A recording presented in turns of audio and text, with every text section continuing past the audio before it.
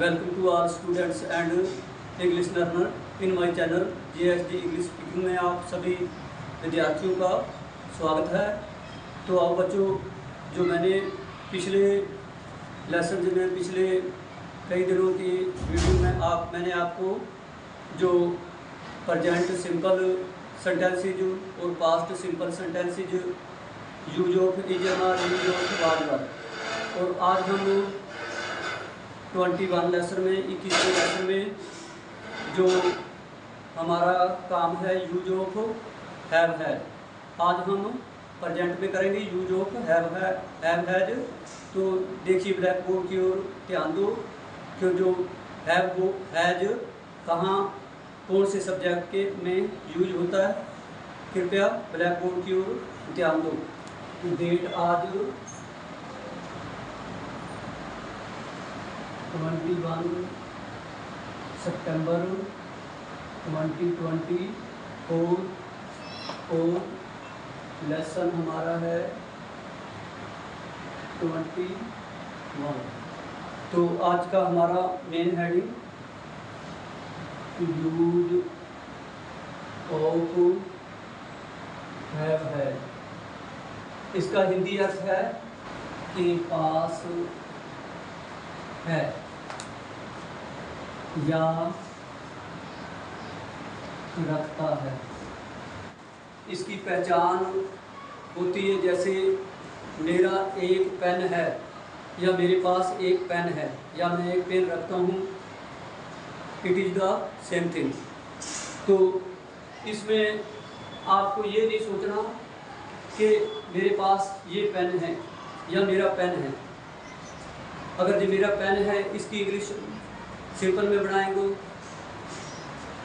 This is my pen या it is my pen, लेकिन जो असली इसका तरीका है, मेन इसका तरीका है वो यूज ऑफ हैव हैज का है कि सब्जेक्ट के बाद हेल्पिंग वर्ब हैव या हैज लगता है। वो हमारे को ये सब्जेक्ट बताएगा कि हैव कहाँ लगना है और हैज कहाँ लगना है। तो देखिए, हम सबसे पहले वाक्य की पहचान हिंदी के वाक्यों में एक पास है या रखता है। तो इसके बाद जब हमारी पहचान हो जाएगी, पहचान के बाद हम नियम का प्रयोग करेंगे, वाक्य बनाने के नियम में देखिए, हिंदी के पास है वाक्यों वाले वाक्यों को हिंदी के पास, क्योंकि ये हमारे हेडिंग है ना, इसलिए हम इसको इन्वर्टेड कोमा में रखते हैं। के पास है वाले वाक्यों को अंग्रेजी बनाते समय सबसे पहले subject plus helping verb plus object plus full stop आता है। जैसे हम हिंदी के पहचान के वाक्य लिखेंगे उनकी हम इंग्लिश बनाएंगे। और यहाँ देखना है कि हेल्पिंग वर्ब हमारा कौन सा यूज होगा। हेल्पिंग वर्ब हमारा हैव और हैव, और ये हमारा सब्जेक्ट बताएगा कि हैव कहाँ लगना है और हैज कहाँ लगना है। जो काम को करने वाला है कर्ता, वो सब्जेक्ट होता है, आपको पता है। और हमारे जो मेन सब्जेक्ट हैं जैसे आई है, वी है, यू है, ही है, शी है, दे है, इनके अलावा राम है, श्याम है, सुनीता है, गीता है, शैलेंद्र है, रविंद्र है, ये हमारे सभी संज्ञा है, सब्जेक्ट हैं। हमेशा पहचान के लिए अगर सब्जेक्ट थर्ड पर्सन एक वचन है तो सब्जेक्ट के बाद हैज लगता है। बाकी सबके बाद हैव लगे थे। ये हम यहाँ एक 4 सेंटेंस लिखेंगे, उसमें आपको ये पता चल जाएगा कि ये हमारा सब्जेक्ट थर्ड पर्सन। ये मैं इसी लेसन में बता देता हूँ कि हमारे जो थर्ड पर्सन सब्जेक्ट कौन कौन से हैं। तो देखिए वाक्य नंबर 1 तो ये पास एक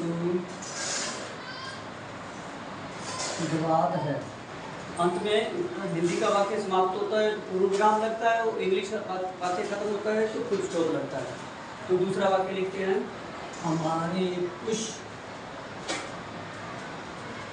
खिलौने हैं। मेरे पास एक दुआत है या मेरी दुआत है, इज द सेम थिंग। हमारे कुछ खिलौने हैं या हमारे पास कुछ खिलौने हैं, इज द सेम थिंग। एक बात है, सेकंड पर्सन में होती है। सेकंड पर्सन में तुम या आप आते हैं। थर्ड पर्सन मैं और हम, जैसे बोलने वाला फर्स्ट पर्सन, सुनने वाला सेकंड पर्सन, और हमारे बोलने वाला और सुनने वाले के अलावा दो दूसरे हैं, वो सभी थर्ड पर्सन हैं। जैसे ही है, शी है, दे है, राम है, श्याम है, मोहन है, गाय है, भैंस है, घोड़ा है, ये सब थर्ड पर्सन में आते हैं। आपका अपना घर है, आपका अपना घर है या आपके पास अपना घर है, ठीक है। आपका अपना घर है, उसके पास एक घोड़ा है,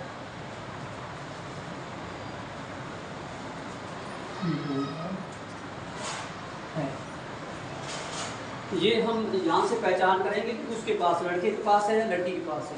उसकी एक गुड़िया है, उसकी एक गुड़िया है, उसके पास है एक गुड़िया है, इधर सेम से।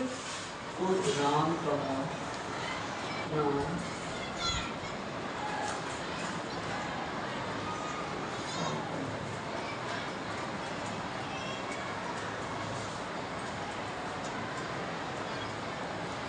पहचान में क्या लिखा है, के पास है या रखता है।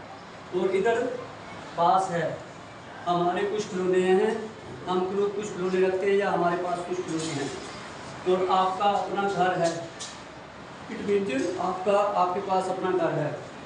और आओ हम पहचान हमारी होगी है, उसके बाद नियम हमारा, जैसे मैंने बताया, सबसे पहले सब्जेक्ट, उसके बाद हेल्पिंग वर्ब। हेल्पिंग वर्ब में हमारा हैव और है जाएगा, उसके बाद ऑब्जेक्ट, और उसके बाद फुल स्टॉप, वाक्य समाप्त हो जाएगा। तो उसके बाद देखिए मैंने ये नोट में बताया है कि अगर सब्जेक्ट हमारा थर्ड पर्सन एक वचन है तो सब्जेक्ट के बाद हमेशा हैड लगता है, बाकी सब के बाद हैव लगेगा। जैसे हमारा थर्ड पर्सन में ओनली आई और वी, और सेकंड पर्सन में ओनली यू, और बाकी सारे थर्ड पर्सन में आते हैं। जैसे ही है, शी है, दे है, राम है, श्याम है, मोहन है, सीता है, गीता है, शकुंतला है, ये सब थर्ड पर्सन में हैं। और अब देखिए मैं इनकी इंग्लिश बना के उस फार्मूले के अनुसार बताता हूँ आपको। जैसे मेरे पास एक दुआत है, तो इसका क्या आएगा, आई है, क्योंकि फर्स्ट पर्सन है, आई सब्जेक्ट लिखो, आई हैव एक दुआत। एक के लिए हम ए लिखते हैं, लेकिन दुआत की इंग्लिश क्या होती है, इंक शाही होती है, पोट बर्तन होता है, शाही का बर्तन को क्या कहेंगे हम, एक पोट। तो जो भी हमारा वर्ड, जो भी हमारा मीनिंग AEIOU से, इट मीन्स वावज से शुरू होता है, उसके आगे ए नहीं लगता, एन लगता है। ये आपको पहले आपके स्कूल में आपके टीचर स्टाफ ने बताया है। ये हमारा ये वाक्य पूरा हुआ, सेंटेंस पूरा हुआ। आई हैव एन इंपोर्ट, मेरे पास एक दुआत है या मैं एक दुआत रखता हूँ। उसके बाद वाक्य हमारा पूरा हो गया, फुल स्टॉप, ठीक है। और देखिए दूसरा वाक्य क्या है, हमारे पास कुछ खिलौने हैं या हमारे कुछ खिलौने हैं। देखिए हमारे क्या आएगा, वी, हमारे वी, ये हमारा फर्स्ट पर्सन है, आई का बहुवचन है वी। तो देखिए वी हैव खिलौने, सम, SOME, सम खिलौने, टॉयज, TOYS, टॉयज, उसके बाद फुल स्टॉप, वाक्य समाप्त हुआ। तो अब देखिए थर्ड, आपका अपना घर है, इट मीन तुम्हारा, तुम्हारा या आपका अपना।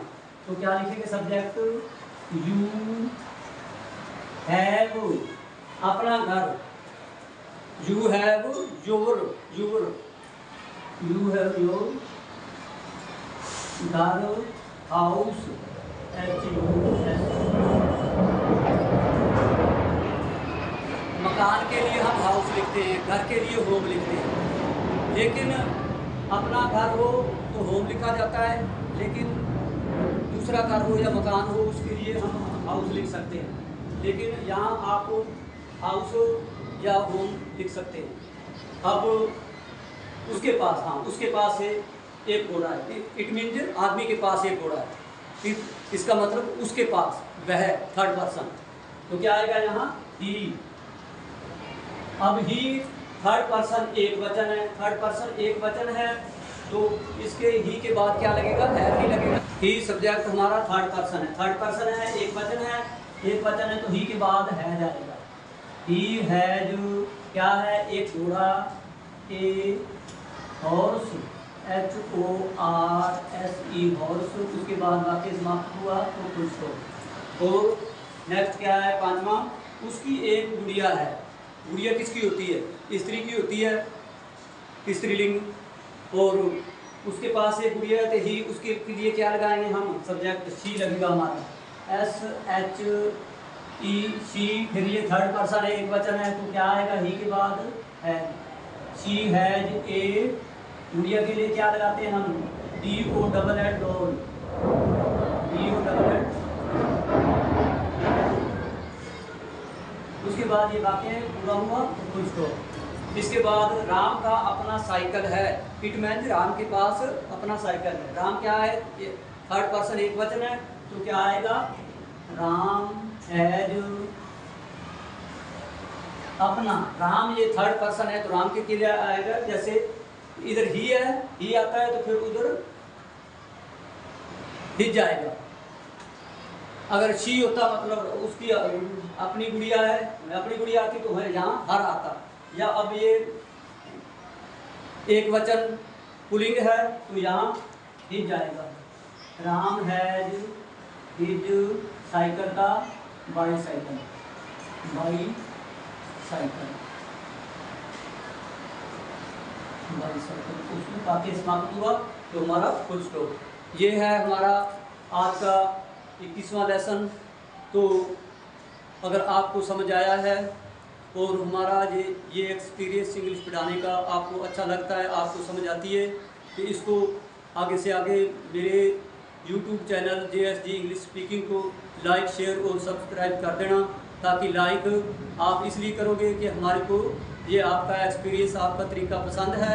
शेयर आपने इसलिए करना है कि जैसे आप इंग्लिश अच्छे तरीके से पढ़ रहे हैं, इसीलिए आपके अदर ब्रदर या दूसरे और आपके रिश्तेदार या और स्टूडेंट्स भी अच्छी तरह इंग्लिश सीख सकें।